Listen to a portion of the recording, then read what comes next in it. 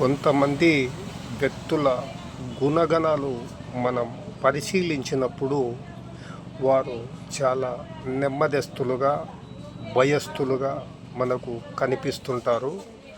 వాస్తవానికి ఒక వ్యక్తి కేవలం అగ్రెసివ్గా ఉండడం కాకుండా మెతక వైఖరితో కనిపిస్తున్నాడంటే అది కేవలం అతని మెతక వైఖరి కాదు.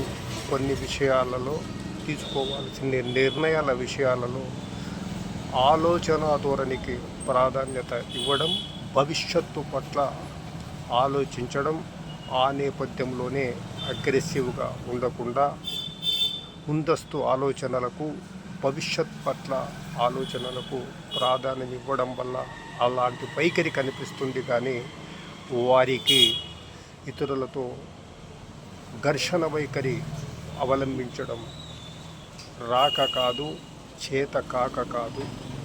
ఇది ఇతరులు కూడా గమనించినప్పుడు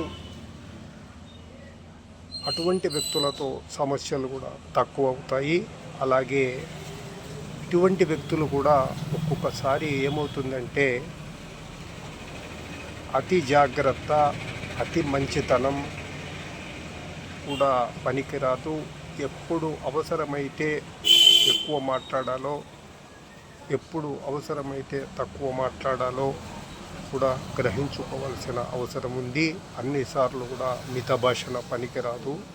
అవసరమైన సందర్భాల్లో సైలెంట్, ఒక్కోసారి అవసరమైన సందర్భాల్లో అతిగా మాట్లాడడం ఎలా నష్టదాయకమవుతుందో అస్సలు మాట్లాడకపోవడం కూడా నష్టదాయకమవుతుంది.